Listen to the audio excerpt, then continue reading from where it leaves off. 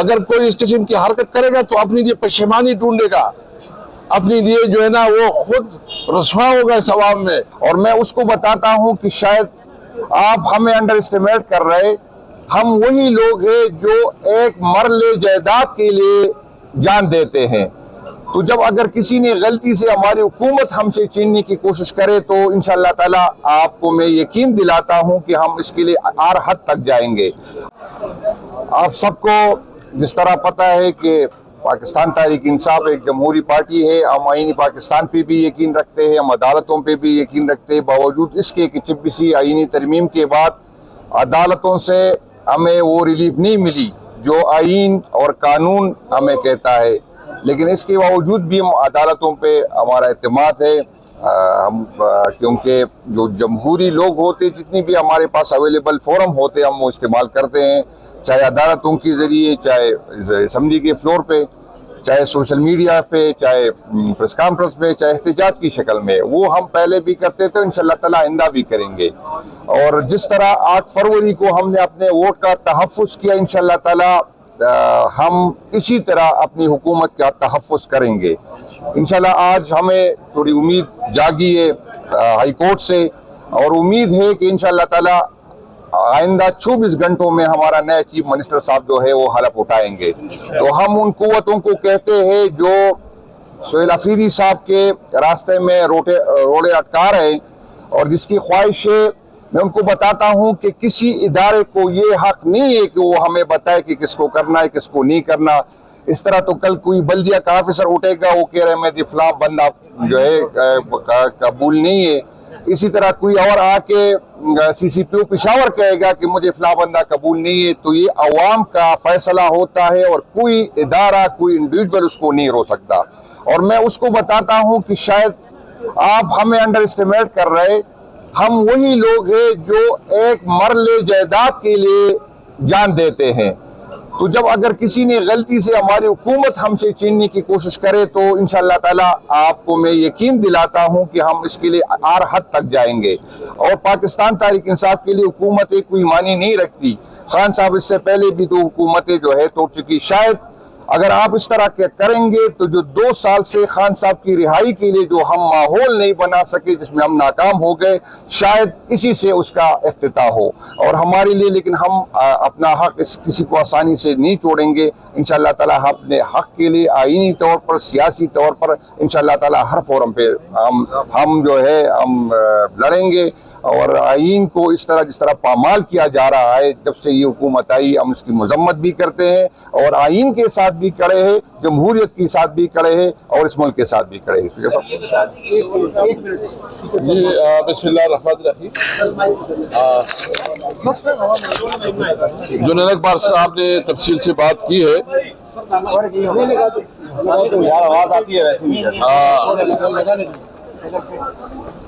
جنید اکبر صاحب نے تفصیلی بات کی ہے۔ آج جو کیس چیف جسٹس صاحب نے سنا ہے، ہم بہت مطمئن ہیں کہ انشاءاللہ انصاف ملے گا۔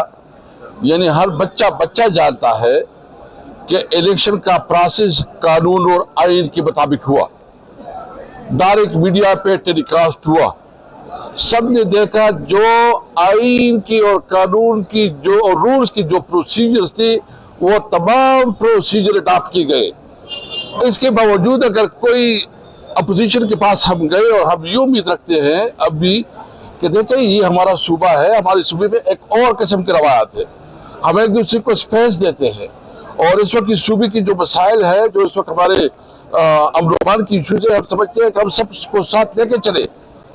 لیکن اگر کسی کی یہ غلط فہمی ہے کہ وہ ہمارے ووٹ پہ ڈاکہ ڈالے گا، ہمارے مینڈیٹ کو ہم سے چھین کے زبردستی کسی ایم پی اے کو ٹائم گین کر کے توڑنے کی کوشش کرے گا، تو کل آپ نے دیکھا کہ 90 ووٹ پڑے اور ایک اسپیکر صاحب پھر ایک غیر حاضر تھا۔ یہ کوئی ایک بھی عمران خان کے فیصلے کے خلاف نہیں جا سکتا۔ اگر کوئی اس قسم کی حرکت کرے گا تو اپنے لیے پشیمانی ڈھونڈے گا، اپنے لیے جو ہے نا وہ خود رسوا ہوگا اس عوام میں۔ میں اس لیے کہتا ہوں کہ دیکھیں قانون اور آئین کے مطابق تمام پروسیس ٹھیک ہوا ہے، پروسیجر ٹھیک ہوا ہے، जो अली खान ने खुद असम्बली की फ्लोर पे बात की, हम उसकी जो मैं समझता हूँ कि उसने एक बड़ा पल दिखाया कि उसने पब्लिकली कहा कि मैंने इस्तीफा दिया है, असम्बली की फ्लोर पे किया है। इसके बावजूद ही क्या कहते हैं, क्या मौक़िफ़ लेते हैं। इसलिए हम वाज़ेह करना चाहते हैं कि अगर किसी की गलत फहमी है कि वो कोई तरीके से जो है ना मैनिपुलेट करके कोई तोड़ फोड़ करेगा, तो ये पूरी खैबर पख्तूनख्वा है, इसमें हम हर हद तक जाएंगे। अपने वोट का हिफाजत हमने पहले भी किया है, अब अपनी हुकूमत का हिफाजत भी करेंगे। अगर कोई मुझे पता लगा है, वो जो वफाकी वजीर है, उसने कल किसी को कमिट किया है कि जी वो वफाकी वजीर है, वो जो है ना कह रहे थे कि हम जो है ना कोर्ट को मैनेज करेंगे। जो लोग बैठे थे उधर, भाई 26वीं आईनी तरमीम तुम इसलिए पास किया है कि तुम अदालतों के ऊपर असरअंदाज हो, अदालतों को अपनी बात तख्त बनाओ। हम जुडिशरी को कहना चाहते हैं कि हम अदालतों के साथ हैं, हम आपके साथ हैं, आप इंसाफ करें। आपसे ये पूरी कौम इंसाफ चाहती है। अगर आपसे इंसाफ से लोग मायूस हो जाए तो बताओ किधर जाएंगे। दूसरी बात जो मैं कहना चाहता हूँ, हमारी हुकूमत की जो प्रायोरिटी होगी वो इंशाल्लाह चीफ मिनिस्टर साहब खुद अपने तकरीर में बता देगा। प्रायोरिटी नंबर 1 अमन होगा, और अमन के लिए हम तमाम अपने लोगों को की मशावरत से उसको साथ लाएंगे, उसके मशावरत से पॉलिसी बनाएंगे, अमन व अमान को यकीनी बनाएंगे, और कोशिश करेंगे कि हमारी पुलिस और हमारे जो इदारे हैं वो इतनी मजबूत हो कि वो जो है ना जो अपने मामला को हल कर सके। कि गवर्नर ऑफिस से अदलिया के पास आज आप दूसरे रोजे आ रहे हैं, तो वहाँ से कोई जवाब आया? अदलिया ने कल कहा था Peshawar high court chief justice ने कि वहाँ से उनसे पूछे कि इस्तीफा मौसूल हुआ।